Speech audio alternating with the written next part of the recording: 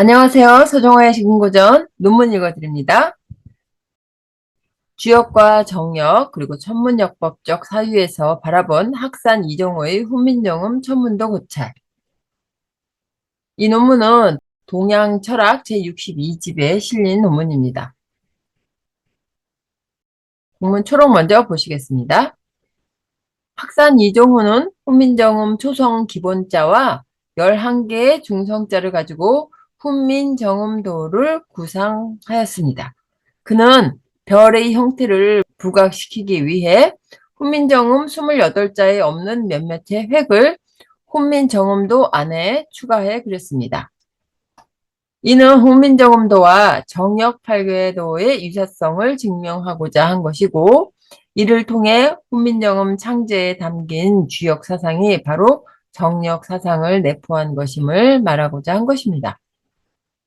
그는 더 나아가 황도대, 적도대 성수인 28수를 가지고 정음천문도라는 훈민정음 천문도를 그렸고, 거기에 천황대제로 준공된 중앙의 두를 포함하여 30일이라는 한 달의 책력을 적용하였습니다. 사실상 그것은 정역에서의 28수 운기도 논의 방식에 근거한 것입니다. 정음천문도는 전국시대의 여시 춘추와 서경 요전의 천문역법에 대한 기록 속에서 유사한 관념을 발견할 수 있습니다. 아울러 그것은 복희 64개 원도 및 천상열차 분야지도에 담긴 별 그림과도 일맥상통합니다. 학사는 정음천문도를 통해서 성왕 세종대왕이 즉위하면서 천도를 밝혀 백성의 일을 살피고자 했던 뜻이 훈민정음이라는 신물의 창제에서 드러났고, 그 창제 정신에는 유학의 천도 사상이 담겨 있다라는 점을 보여주고자 하였습니다. 자, 서론 보겠습니다. 노노 요하를 보면 요임금이 순임금에게 제위를 선행해주면서 당부한 첫마디가 하늘의 역수가 그대의 몸에 달려있다 라는 것입니다. 여기에서 말하는 역수는 열차를 말합니다. 역수보다 열차가 더 이해할 수 없는 말처럼 보이지만 이는 이미 조선시대 천문 관련 유물에서도 볼 수 있는 표현입니다. 천상열차 분야지도의 열차가 그것입니다. 풀어서 말하면 12차, 12궁이라고도 말합니다. 이 12차로 나열된 분국과 지역이 묘사된 천상 도면입니다. 12차는 연월을 재는 척도로 책력 제작의 가장 기초가 되는 단위입니다. 서양식으로 황도 12궁이라 부르기도 하지만 동양에서도 12개의 차라는 이름으로 같은 개념이 이미 한나라 때에도 존재했습니다. 12차는 태양력 중심의 좌표이며 농사의 필수적인 절기력을 제작할 수 있는 천문역법에서의 기초 단위입니다. 그렇기 때문에 황적도대 천상에 대한 세밀한 관측 기술은 사해가 공궁해지지 않도록 할 수 있는 고대 농경 국가로 성장하는 나라를 다스리는 제왕의 가장 기본적인 기능수단입니다. 시빅을 통해서 보면 주역은 전국시대 이래 천문과 융화되어 발전하였음을 알 수 있으며, 송대의 복희선천역은 그것의 구체적인 확장이라 할 수 있습니다. 복희선천 64개 원도는 이름, 일양이라는 천도 변화로 인해 분화 확산된 음양오행의 나열을 한눈에 보여줍니다. 우리는 한서와 주야를 통해 음양을 볼 수 있고 사계절을 통해 오행을 느낄 수 있습니다.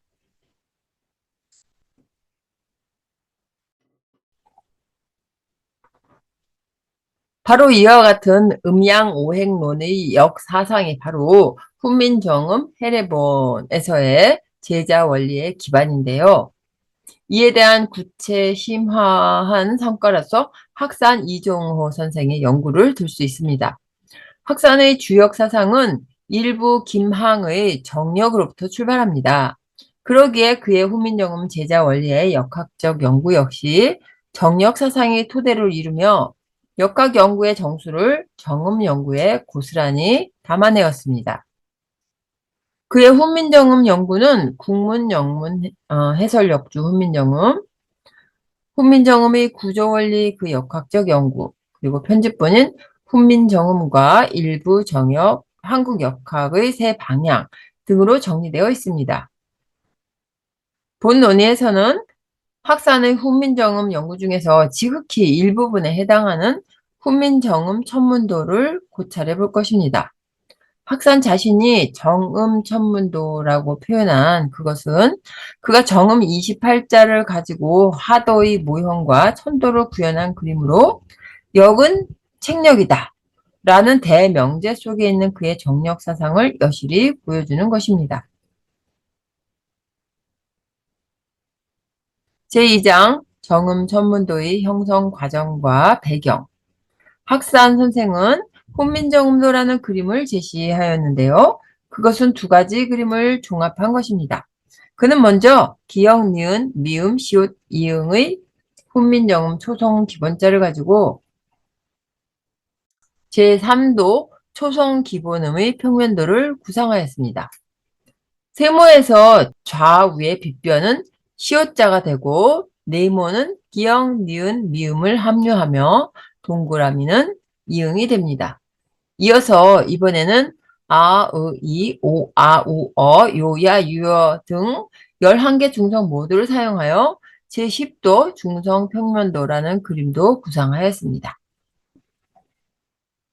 그림 1의 초성 기본음의 평면도는 단순히 세 도형을 평면에 겹쳐 그린 것인데요. 그것과 다르게 그림 2의 중성 평면도에는 사방의 방위와 음양 오행 관념이 내함되어 있습니다. 학산의 중성 평면도 도출 근거는 훈민정음 제자해와 그것의 철학적 초석이 되는 유학 사상에 있습니다. 제자해의 설명을 개략하면 다음과 같습니다.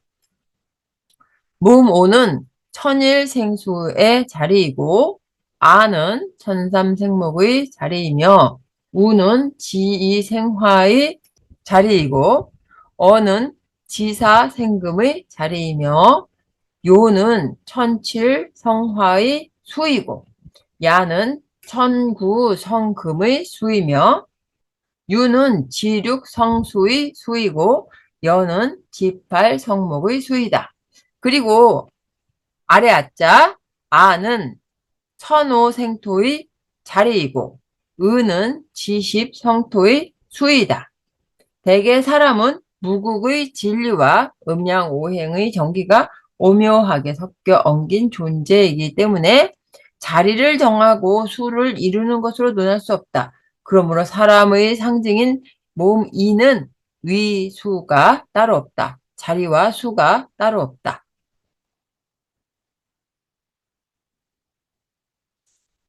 제자해에서의 천일생수, 지생화 등등의 표현은 결국 하도를 설명한 것이며 서경 주서의 홍범 문장에 대한 당나라 때의 그 공영달과 송나라 때 채침의 주석문에 근거합니다.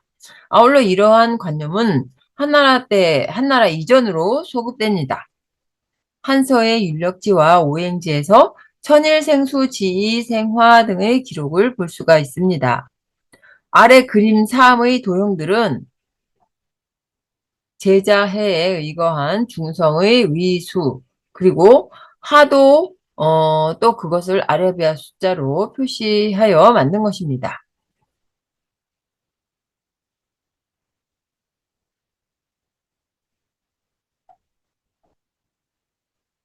이 도형들에 대해서 짧게 설명하면 이렇습니다. 좌측 그림 천일생수, 지륙, 성수 등등에서 천은 양이고 그러니까 땅은 음인 것이죠. 천일의 1, 그리고 지육의 6 등 1, 3, 5, 7, 9의 홀수는 양이고 2, 4, 6, 8, 10의 짝수는 음입니다. 이른바 천일생수는 그것이 양의 수 1이자 그 양수인 1이 오행중 수, 물숫자죠. 수로서 특히 자라나는 수라는 것입니다. 또 이른바 지륙성수는 그것이 음의 수 이자 그 음수인 6이 역시 오행 중 수로서 특히 완성된 수라는 것입니다. 여기에는 양은 생장하며 자라나는 존재이고 음은 단단하게 완성된 존재라는 관념이 기본적으로 깔려 있습니다. 가운데 그림인 하도에서의 흑백의 바둑돌 모양 점은 홀수로 연합된 백색 점이 양을 나타내고 짝수로 연합된 흑색 점이 음을 나타냅니다. 일례로 그 하단의 단위를 1개 그 백색 점과 6개가 연합된 흑색 점은 둘 다 오행 중 수인데요.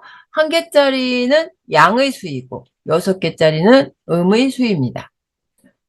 훈민정음 제자해에서 모음 5를 천일생수라고 한 것은 바로 그 모음 5를 하도 중에서 하단의 1개짜리 백색점 부분에 대입시킨 것입니다. 또 모음 유를 지륙성수라고 한 것은 그 유를 하도 중에서 역시 하단의 6개짜리 흑색점 부분에 대입시킨 것입니다. 하도에서 일수, 육수가 있는 그곳은 방위상으로는 북쪽, 절기로는 겨울에 해당합니다. 천삼생목, 지팔, 성목 등등 나머지 것들도 이와 같은 방식입니다. 이렇듯 학산 선생이 훈민정음에서의 묘사에 근거하여 한글 중성을 하도에 입각한 그림으로 표현한 것이 바로 중성평면도임을 살펴보았습니다. 아래의 아래는 그림 4, 아래는 중성평면도와 앞서 논한 초성 기본음 두 도형을 종합하여 완성한 훈민정음도입니다. 학사는 이 훈민정음도, 정음도에 정음 28자가 모두 들어있다고 말합니다. 거기에는 11개 모든 중성자는 물론 키읔, 기역, 예디응, 티읕, 디귿, 리을, 니은, 피읍, 비읍, 미음, 치읓, 지읒, 반시읒, 시읒, 히응, 여린 히응, 이응 등의 17개 모든 자음을 포함하고 있다는 것입니다. 그런데 사실상 그림을 자세히 살펴보면 정음 28자에 포함되지 않는 선들이 보입니다. 도형 내부의 뿔 모양 색과 도형 외부에 짧게 붙은 직선들이 그러합니다. 보이는 4개의 뿔 모양 중 실제로는 요렇게 생긴 모양 하나만 포함시킬 수 있고 요렇게 생긴 거 요거와 그러니까 이 모양, 이 모양, 이 모양. 그리고 좌측 우측의 이렇게 직선 요거, 요거, 그리고 아래쪽의 요거 등은 초성, 중성의 획 그 어느 곳에도 겹치지 않습니다. 이해를 돕기 위해 그것들을 제외시켜서 다시 그린다면 그림 5가 됩니다. 바로 이 그림이죠. 그런데 학사는 혼민정음도에 대한 설명 마지막 부분에서 정음도에 나타나 있는 것은 나머지 세 방향을 합하여 어느 방향에서 보든지 위와 같이 볼 수 있게 한 것이다 라고 설명함으로써 자신의 훈민정음도 모양 도안 작업은 특별한 의도가 있었음을 설명하고 있습니다. 그렇다면 학산이 정음이 모든 낱글자의 원래 획에 존재하지 않은 선들을 추가하여 넣은 이유는 무엇일까요? 그것은 사실상 훈민정음도를 정력의 정력 8궤도와 연계시키고자 한 의도가 있었기 때문입니다. 즉 훈민정음도가 정력 8궤도의 궤의 순서와 일치함을 설명하고자 한 것입니다. 아래는 그가 그린 3건의 8궤도인데요. 복희 8개, 문항 8개, 정역 8개, 그림 각각에 부여된 수의 순서를 선으로 연결한 것입니다. 그림 6의 복희 궤도 부분은 요거요. 건 1, 태 2, 리 3, 진 4, 손 5, 감 6, 간 7, 곤 8이라는 이른바 가일배법에 의한 8개의 생성 순서 수를 선으로 연결한 것입니다. 또 문왕의 구궁 궤도, 여기요. 이 문왕 8괴의 경우는 문왕 8괴를 구궁도, 그러니까 낙서의 마방지인 구궁도와 똑같은 것으로 간주하고 나서 양자를 대입하여 짝수끼리, 이렇게 짝수끼리, 그리고 또 홀수끼리, 이렇게 홀수끼리 서로 연결시킨 선입니다. 그림 8, 이 정역의 십수 궤도 부분에서는 손 1로부터 시작하여 건 10에 이르는 정역의 정역 8궤도상에서 설정했다고 보는 수의 순차를 선으로 이은 것입니다.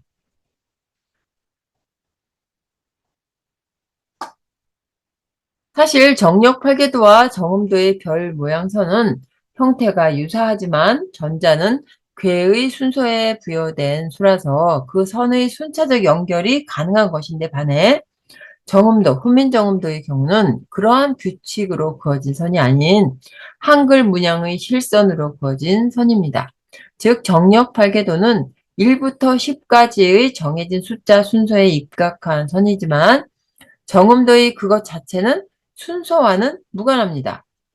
애초에 정음도에 훈민정음도에 수가 부여된 것이 아니기 때문입니다. 그뿐만 아니라 앞에서도 논하였듯 요런 모양 외에 이렇게 생긴 모양, 요거 등 나머지 것들은 실제의 한글 문양이 지나는 선이 아니라 네 방향이 같아 보이도록 학산 선생 자신이 일부러 덧붙인 선일 뿐입니다. 따라서 정역 8궤도와 정음도, 훈민정음도 이 양자를 유사 개념으로 놓고 논하는 것은 논리의 비약으로 보일 수 있는 문제입니다. 다만 학산 선생이 그와 같이 다소 무리를 한 듯한 논리 전개를 한 이유는 제가 판단하기에 훈민정음도의 정역의 저자 김일부가 선언한 역은 책력이다 라는 말을 부여하고자 한 뜻이 있었다고 판단합니다. 그것은 그 자신이 그린 훈민정음도를 나침반 또는 조종타에 비유하여 그것이 우주를 초월한 28수와 시방세계에서의 암야의 등불 역할이 되어진다고 한 것과 더불어서 훈민정음도에는 28수와 같은 별들이 깔려있다라고 한 아래의 그림 9를 제시한 것을 통해서도 알 수가 있습니다. 바로 이 그림입니다. 이른바 정음천문도라고 한 28수가 반시계 방향으로 별 모양 직선을 따라서 차례대로 표기된 이 그림은 훈민정음도를 28수라는 황도 적도대 전체에 부합시킨 것입니다. 그러니까 여기가 각수부터 각항처 방신미 기두우 여 허위실벽 규루위묘 필자삼 정귀유 성장익친 여기까지 끝났죠? 네. 학사는 다음과 같이 설명합니다. 위 도면에서 상도에서 이걸 말하는 거죠. 우리는 사정 칠수 하나하나가 모두 천황대제인 북곡성을 향하여 공수하고 있는 그런 모양을 볼 수가 있다. 그럼 28수의 쓰임은 무엇인가? 1개월, 1개월을 편의상 30일로 한다면 28수의 1월 주천의 주해 도수는 종공될 천황 대제의 자리로 둘을 합하여, 그러니까 여기서 말하는 둘은 천심과 황심인 그 내십자, 외십자의 중심이라고 뒤에 다시 설명합니다. 둘을 합하여 대개 30에 해당한다고 보겠다. 그러므로 우리의 1개월간의 생활을 칠정, 즉 치료 정사에 맞추어 네수로 구분하고 나머지 2일은 천황대제를 위하여 전공하는 의미에서 우리의 영혼을 정화하는 신성한 휴일로 하고 중략이고요. 그리하여 우리 영혼이 무량세계의 중심을 향하여 그 중정선을 타고 한없이 달려야 하겠다. 그렇게 함으로써 정음천문도가 우리에게 보여주는 순수한 뜻을 이 땅 위에 실현하여야 할 것이다. 이에 필자는 정음도의 나침반에서 방향성의 설정을 천문도에서 영혼의 구심점을 핵물질의 폭발에서 심성의 초타를 방언 문양의 연꽃, 연화의 결실에서 생명의 완성을 보았다.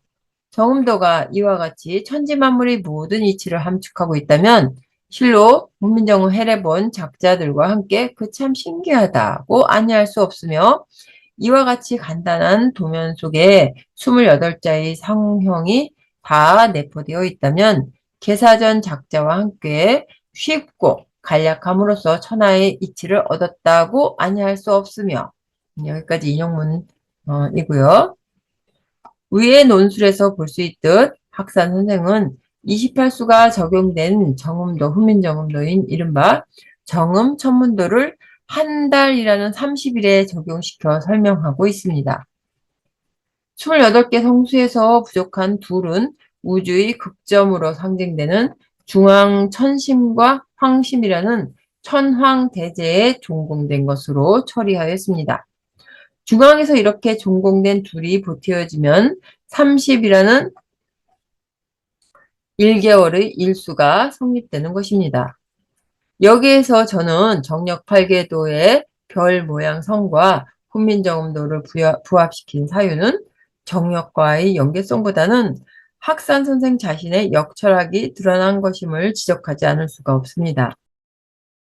그렇게 생각하는 이유는 이렇습니다.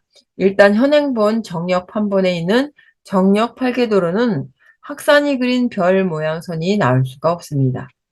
정역의 정역 8계상의 2007지 자리는 학산의 정역 8계 그림과 같은 좌우의 위치가 아니라 상하의 자리에 있습니다. 그렇게 돼 있던 것을 학산 선생이 재해석해서 간꽤 택계가 있는 좌우축으로 각각 7지와 2000의 자리를 옮겨 배치했고 바로 그렇게 변경된 그림으로서만 별 모양 선이 나올 수 있게 됩니다. 그리고 훈민정음도의 뿔 모양,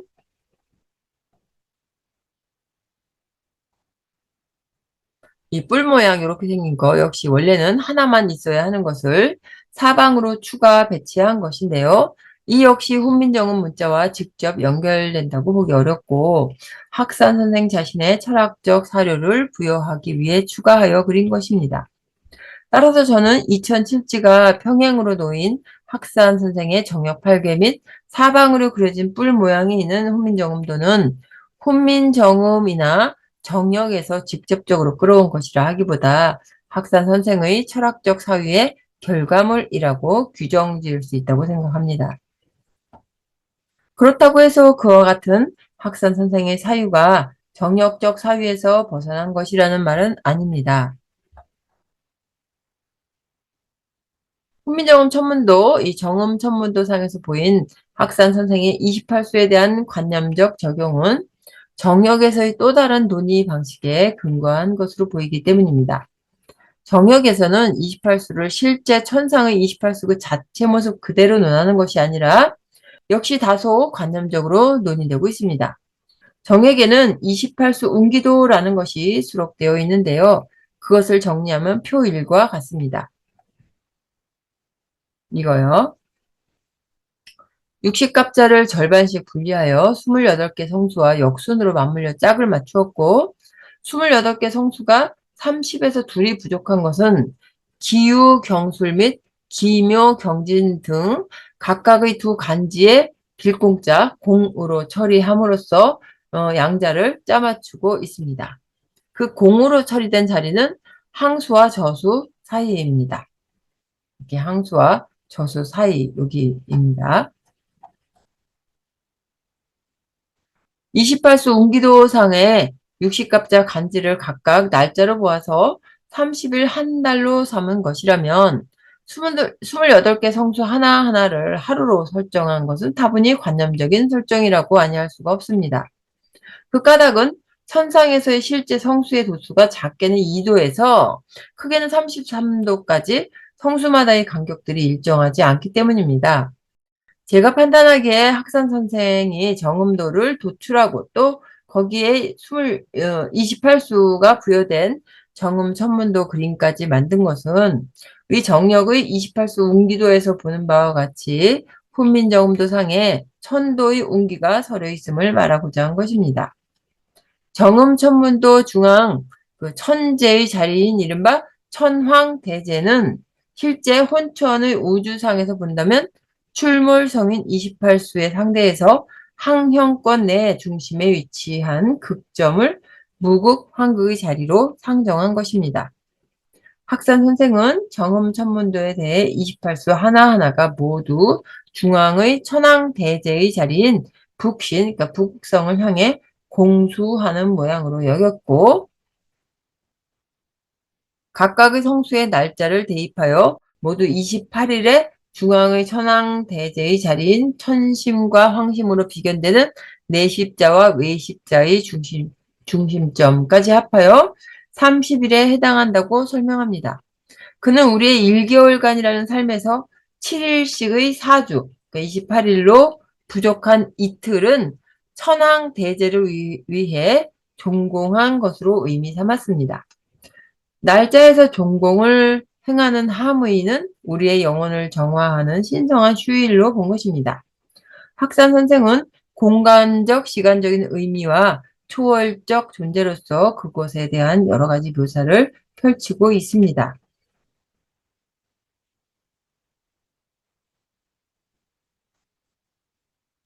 하도 오황극의 극중, 만유의 기시점 11일의 공, 무극이면서 태극인 자리, 황극이면서 무극인 자리, 진리의 출발처이자 생명의 시원이요, 광명의 원점, 영원한 조상이자 내 어버이, 일명 화옹, 화무상제, 천황대제의 보좌, 우리의 영원한 고향이요, 다름 아닌 우리 영혼의 구심점 등등의 칭호가 그것입니다. 학산 선생은 28자의 정음이, 훈민정음이 인류가 나아갈 길의 지칠 역할을 충분히 할 수 있는 것으로 생각했습니다. 그것은 언제나 우러나 공기와도 같이 그 존재를 잊고 사는 우리의 훈민정음에 대해 다시 한번 생각하게 해주는 사유라고 할 만합니다. 한글이 고유 문자가 없는 소수민족에게 자신들의 전통 언어를 보존할 수 있는 특별한 도구로 활용되기도 하는 지금의 상황에서 본다면 어리석음으로부터 광명으로 나아갈 수 있게 해주는 도구로서의 훈민정음의 역할이 사람들을 인도해주는 훈민, 다른 소리, 정음이라는 이름값을 잘 해내고 있는 듯합니다.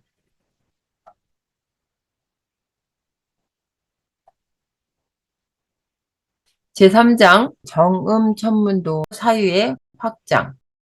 앞에서도 논하였듯 정력의 28수 웅비도에서와 정음천문도를 그린 학산 선생의 논의와 같이 각각이 크고 작은 다른 도수를 지닌 28개 성수에 이틀의 종공을 포함하여 하루씩 일률적으로 고르게 설정한 것은 실존하는 천체를 관념적으로 사용한 것입니다. 그런데 이와 같은 사유와 비슷해 보이는 것이 선진시대의 잡가루 저서인 여시 춘추에서도 발견됩니다. 다음에 그릴 것입니다. 하늘에는 구야가 있고 땅에는 구주가 있다. 무엇을 구야라고 하는가? 중앙은 균천이라 하는데 그 성수는 각수, 항수, 저수이다. 동방은 창천이라 하는데 그 성수는 방수, 심수, 미수이다.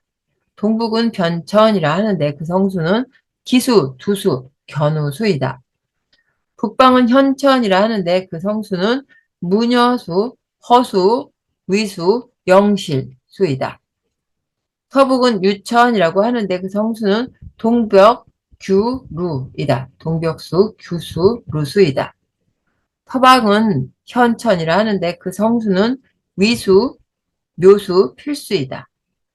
서남은 주천이라 하는데 그 성수는 자휴, 삼수, 자휴수, 삼수, 동정수, 동정수이다. 남방은 염천이라 하는데 그 성수는 여귀수, 유수, 칠성, 칠성수이다. 동방은 양천이라 하는데 그 성수는 장수, 익수, 진수이다. 제가 이 글을 관념적이라고 생각하는 이유는 특히 균천이라고 한 중앙이 북극 또는 환극. 그러니까 북극은 적도 기준의 극을 말하고 환극은 황도 기준의 극이죠. 극 또는 환극을 가리키는 것처럼 보이기 때문입니다. 중앙의 별로 설정된 각수, 항수, 저수는 28수에 포함되는 황도 적도대 항성들입니다. 여시춘추에서 묘사된 하늘의 구야를 도면으로 표현하면 그림 16과 같습니다. 학사의 정음천문도는 이른바 종공이라고 하여 중앙을 비워두었는데요. 하늘의 구야에서는 중앙천에 성수들을 배치시켰습니다. 그러나 실상 그 종공한 것만 제외하면 양자의 그림은 동서남북 방위면에서 상당히 유사합니다. 자, 중앙으로부터 각, 강, 저, 방, 신미, 기, 두, 우, 견우, 여, 허, 위, 실, 벽, 규루, 위, 묘, 필, 자, 삼, 정기, 유, 성, 칠성, 성, 장익, 진 여기까지요. 천체에서 황도대 또는 적도대 성수인 28수는 1월 5성 운행 속도와 운행 위치에 척도가 되는 별자리들로 천문역법에서 1월 5성과 더불어 중요한 요체입니다. 통상 고서에서 1월 성신이라고 말하면 28수와 그 주위를 도는 1월 5성을 통칭하는 말입니다.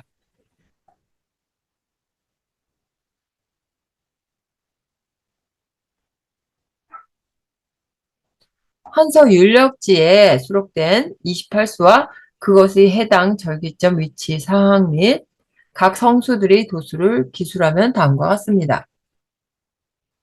인용문요. 성기, 그러니까 이 성기는 황도대 적도대 그 상에서 동지점 중심의 30도 구간을 말하는 거예요. 그 황도 12궁에서 기준하면 염소자리에 해당해요. 이 성기는 척도가 두수 12도로 대설점이고 가운데가 견우 초도로 동지점이며 무녀 7도에서 끝난다. 현효는 척도가 무녀 8도로 소환점이고 가운데가 위수 초도로 대한점이며 위수 15도에서 끝난다. 강루는 척도가 규수 5도로 우수점이고 가운데가 루수 4도로 춘분점이며 위수 6도에서 끝난다. 순수는 척도가 정수 16도 망종점이고 가운데가 정수 31도로 하지점이며 류수 8도에서 끝난다. 수성은 척도가 진수 12도로 백로점이고 가운데가 각수 10도로 추분점이며 저수 4도에서 끝난다. 성목은 척도가 미수 10도로 입동이고 가운데가 기수 7도로 소설점이며 두수 11도에서 끝난다. 각수는 12도이고 항수는 9도이며 저수는 15도이고 방수는 5도이며 심수는 5도이고 미수는 18도이며 기수는 11도이니 이것들은 동방의 75도이다. 두수는 26도이고 견우수는 8도이며 여수는 12도이고 허수는 10도이며 위수는 17도이고 영실은 16도이며 벽수는 9도이니 이것들은 북방의 98도이다. 규수는 16도이고 루수는 12도이며 위수는 14도이고 요수는 11도이며 필수는 16도이고 자수는 2도이며 삼수는 9도이니 이것들은 서방의 80도이다. 정수는 33도이고 귀수는 4도이며 유수는 15도이고 성수는 7도이며 장수는 18도이고 익수는 18도이며 진수는 17도이니 이것들은 남방의 112도이다. 모두 합해서 365도가 나오죠. 동양에서는 이제 황도대 360도라고 안 하고 날로 쳐서 365일이잖아요. 365도라고 했습니다. 1도당 하루예요. 위에서 2분 이지 절기점에 대한 서술만을 그림으로 표현하면 그림 17과 같습니다. 이렇게요. 동지점의 견우 1도, 초도, 춘분점의 루수 4도, 하지점의 정수 31도, 추분점의 각수 10도. 이렇게 되는 거죠. 학산의 정음천문도는 정음, 후민정음도가 그 바탕이고 훈민정음도의 맥락은 하도로부터 출발합니다. 그리고 그 하도는 적어도 정역에서는 복귀8궤의 또 다른 묘사입니다. 복귀8궤는 3회궤로 구성된 8개의 궤로 6회궤로 구성된 64궤로 확장됩니다. 눈여겨볼 것은 선유들은 바로 그 복귀 64궤도를 혼천의 상을 구현한 것으로 이해했다는 점입니다. 혼천이란 카오스적 우주의 모양을 말하는데요. 특히 절기점이 구현된 황도적도대의 실현이 그 안에 포함됩니다. 주희의 주역 본위에 그려진 64기 원도상의 좌측 우측에 표기된 묘중하고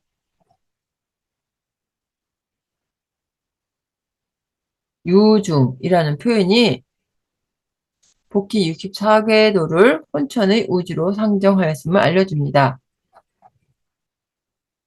요 그림인데요. 여기 너무 작아서 보이려나 모르겠는데 여기 묘중이라고 적혀 있고 여기 유중이라고 적혀 있습니다. 혼천상에서의 묘중은 춘분점을 말하고 유중은 추분점을 말합니다. 그림 19번 요거요. 그림 19는 그중 후방평이 원도를 구현하여 그린 옥재호씨 통석부도의 이른바 64개를 절기에 배분한 것 64개 분배 절기이고요. 거기에 보기 쉽도록 제가 표시를 가하였습니다. 이렇게 요런 표시들 그리고 지금 이게 여기가 동지 여기 하지 부분이고 여기 춘분 추분 자리고 뭐 그렇습니다. 그리고 이 순서는 이렇게 그 시계 방향으로 되는 거고요. 동지, 소환, 대한, 입춘, 우수, 경칩, 춘분, 청명, 고고, 입하, 소만, 망종하지, 소환, 대한, 입추, 처서, 백로, 추분, 한로, 상강, 입동, 소설, 대설, 동지 이렇게 돼 있죠. 그리고 이렇게 노란색으로 동그라미 한 거는 괴가 상하괴가 같은 것들 이렇게 표시를 해놨습니다. 그리고 중간중간에 이렇게 하얀 선으로 이렇게 구분한 선은 여기가 합계가 다 건계 동네, 여기가 합계가 다 택계 동네, 합계가 모두 릿계, 합계가 모두 진계, 그리고 여기는 합계가 손계, 그리고 이 부분은 감계, 합계가 모두 감계, 어, 간계, 그리고 곤계, 여기 합계가 모두 곤계, 뭐 이렇게 되어 있는 걸 눈에 띄게 하기 위해서 제가 좀 진하게 표시를 한 걸 뿐이고, 이렇게 여기 흰색 이렇게 구분선은 없는 건 아니에요. 원래 있는 선이에요.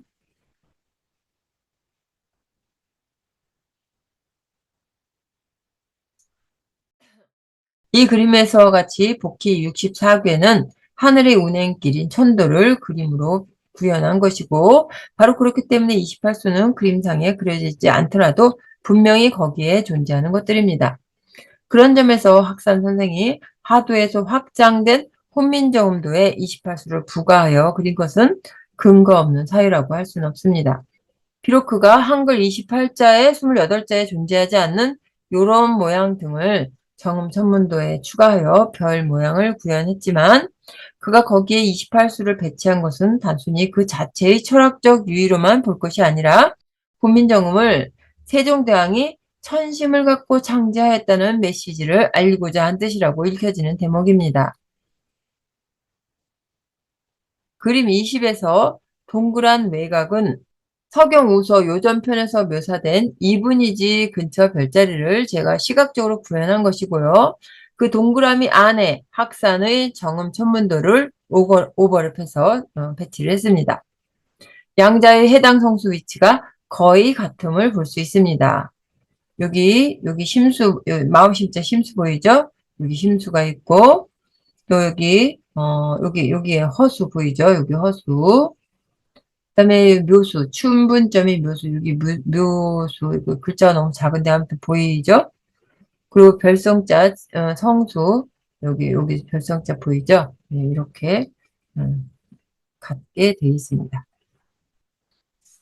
28수 중에서 성수, 심수, 허수, 묘수가 이분이지 각각의 지점에 위치하는 상황을 알려주는 요전편의 그 문장은 비록 직접적인 서술이 아니더라도 주성문을 토대로 주석문을 토대로 그림 20에서와 같이 해당 성수의 청구상 위치를 도출할 수가 있습니다.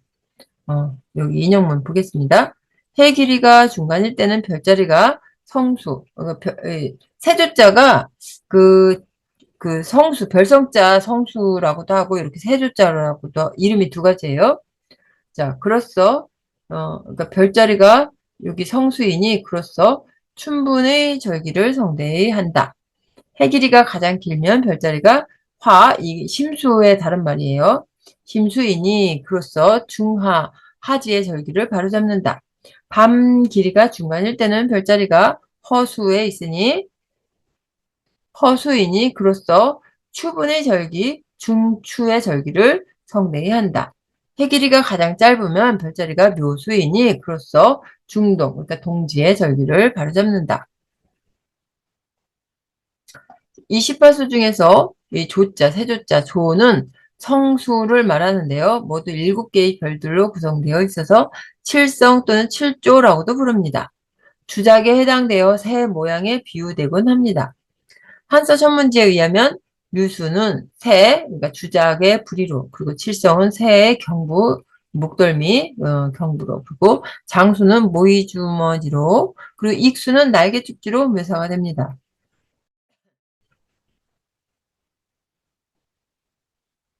불화자, 화는 여기에서는 행성인 화성이 아니라 대화성인 심수를 말합니다. 심수는 정갈자리 알파성인 안테레스가 있는 별자리로 심수 별자리를 말하기도 하지만 그 안에서 가장 밝게 빛나는 안테레스 별 그 자체를 말하기도 합니다. 이 허자, 허는 허수를 말하며 묘는 묘수를 말합니다.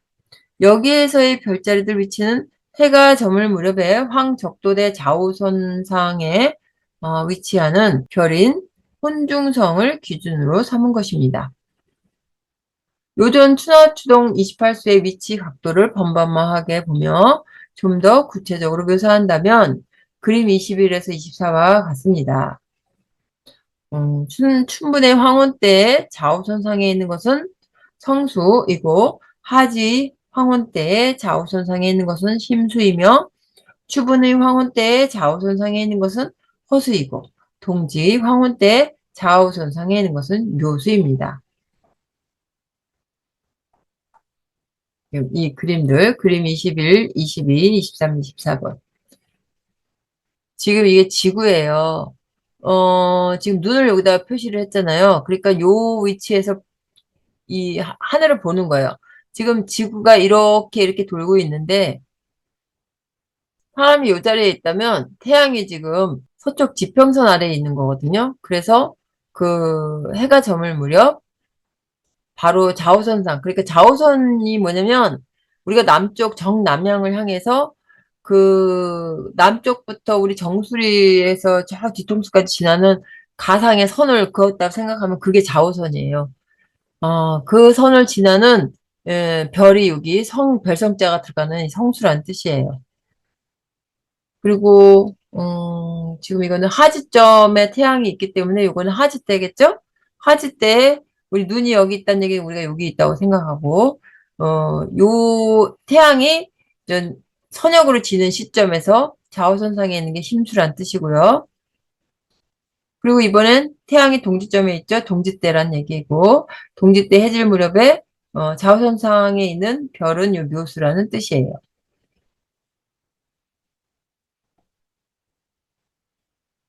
자, 한편 지금까지 살펴본 천도 운행에 대한 그림들에서 그냥 지나치기 어려운 점이 있습니다.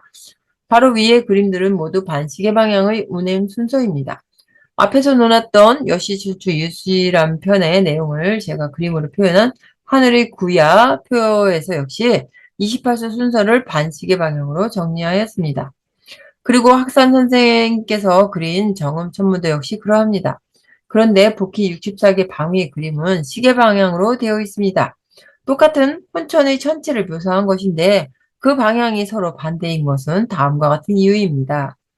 일단 비교를 위해서 천상열차 분야 지도를 함께 언급하고자 합니다. 아래 그림 26의 그 별 그림 부분에서 볼 수 있듯 그것은 28수 방위가 복희 64개 방위와 같은 시계 방향으로 되어 있습니다.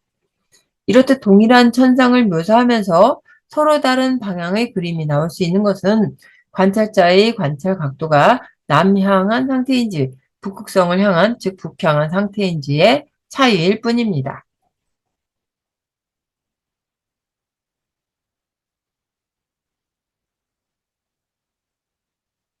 남쪽 지평선 아래에는 365일 내내 눈으로 볼 수 없는 항은권의 별들이 있습니다. 전통 천문학에서는 전혀 언급되지 않은 것들입니다. 추나 추동 1년 동안 관찰될 수 있는 모든 별을 한 그림에 담을 때는 큰 동그라미 안에 그려넣게 되는데요. 만일 남쪽 지평선 아래에 항응권을 그림의 중앙에 둔다면 정중앙에 거대한 구멍이 생기게 됩니다. 그와 반대로 항형권인 정중앙인 북극점, 이 그림에서 여기 정중앙 여기가 북극점입니다. 항형권의 정중앙인 북극점, 이 북극성을 그림의 중앙에 배치해서 그리면 바로 천상열차 분야지도 별 그림과 같은 모양이 나오게 됩니다. 바로 이 그림을 말하는 거예요. 그 형태에서 황적도대 저기점만을 강조해 그리게 되면 도출되는 것이 바로 옥제호씨 통속부도의 복희 64괴의 모습입니다. 천상열차 분화지도에 담긴 별 그림들은 북반구의 중위도에서 볼 수 있는 구형 입체면의 모든 별을 한 화면에 담고 있지만 사실상 거기에 그려진 황적도대 별들인 28수는 실상에서 북극점을 향한 상태에서는 관찰자의 뒤통수 쪽으로 위치하게 됩니다. 그 상태의 28수는 즉 1월 5성의 천도 운행 방향은 시계 방향으로 회전하는 모습이 되고 반대로 1월 5성과 28수를 직접 눈으로 확인할 수 있는 남향의 자세에서는 반시계 방향이 나오게 됩니다.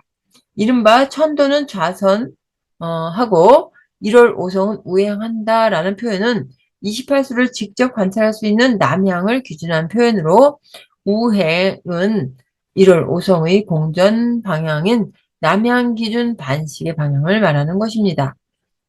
앞의 몇몇 그림들에서 살펴본 바와 같이 천상열차 분야지도와 복희 64개도는 모두 28수가 시계 방향으로 나열되어 있고 남향이 아닌 북향으로 북극점을 중심으로 한 그림입니다.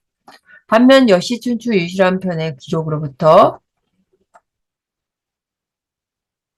제가 그린 하늘의 구야와 한서인력지에 수록된 28수 각각의 해당 저기점 위치 상황을 그림으로 반영한 도형들은 반시계 방향으로 구현하였습니다. 제가 그렇게 묘사한 까닭은 그 양자 모두 당시의 역가, 책력 전문가의 입장에서 보려 했기 때문입니다. 학사한 선생이 그린 정음천문도 역시 28수가 반시계 방향으로 그려져 있습니다. 학사 선생이 어째서 그렇게 묘사했는지에 대해서 28수의 동방치수 청룡, 북방치수 현모, 서방치수 백호, 남방치수 주작이라는 사신도 관념을 적용한 것은 아닐까 생각합니다. 그림 29는 이해를 돕기 위해 제가 학사 선생의 정음천문도상의 28수의 각각의 사신을 적용해 본 것입니다. 네, 이 그림입니다.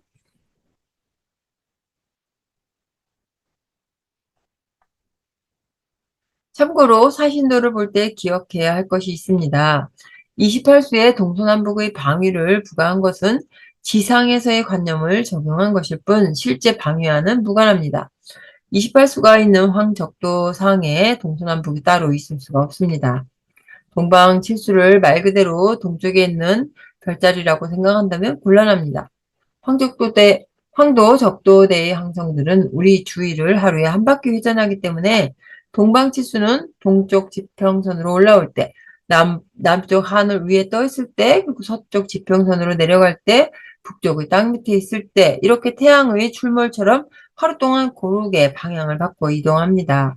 아울러 동지점이 있는 곳과 하지점이 있는 곳은 각각 북방치수와 남방치수 안에 있지만 춘분점과 추분점은 그렇지 못합니다. 춘분점의 경우는 동방칠수가 아닌 서방칠수 안에 있고 추분점은 동방칠수 안에 있습니다. 학산 선생님께서 정음천문도에서 28수를 반시계 방향으로 표현한 것이 창력 전문가에서의 관측자 입장에서였는지 혹은 사신도와의 부합을 위한 것이었는지 아직 명확하게 찾지 못했습니다.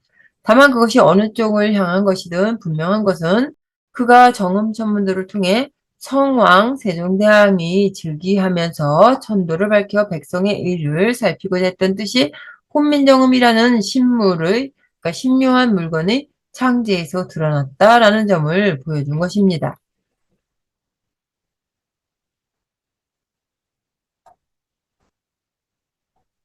제4장 결론. 이 논의에서 학산 이정호 선생의 훈민정음 천문도의 형성 과정과 배경을 고찰하고 그 사유의 확장을 모색하여 보았습니다. 그는 초성 기본자로 만든 초성 기본음의 평면도와 11개 중성 모두를 사용하여 만든 중성 평면도를 합성하여 혼민정음도를 구상하였습니다.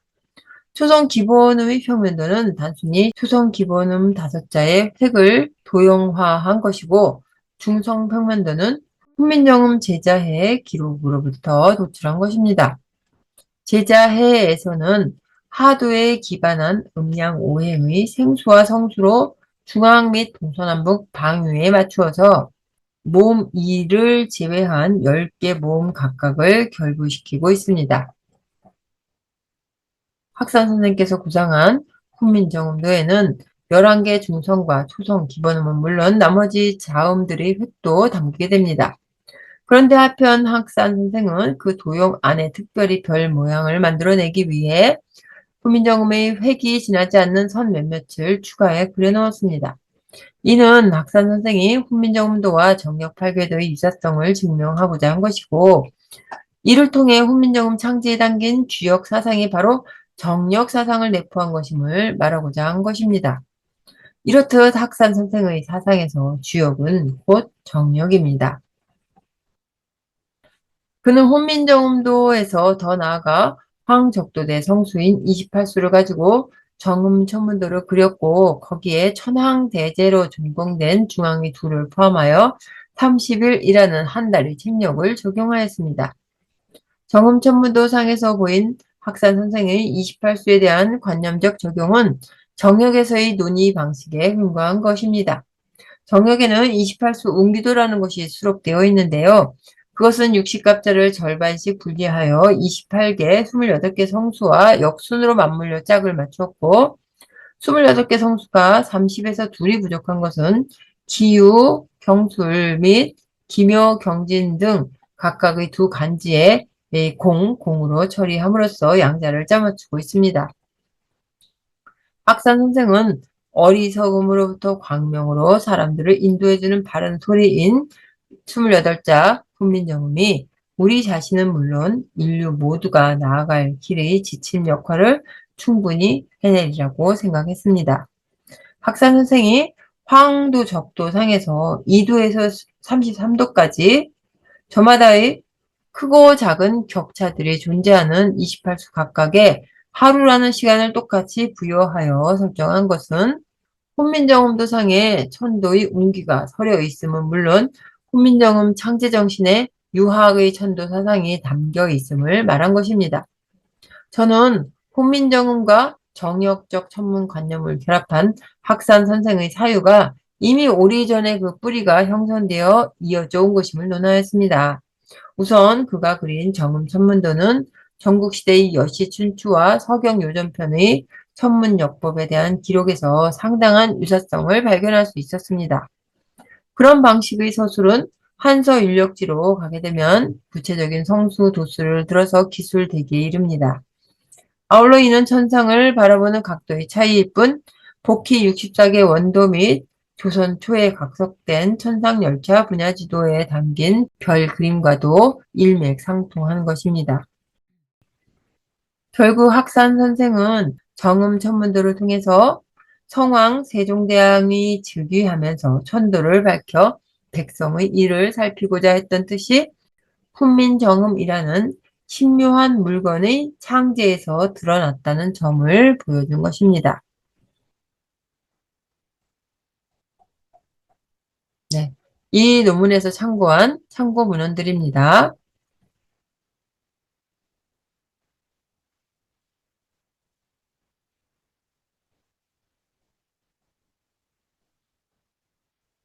네. 이상 마치겠습니다. 감사합니다.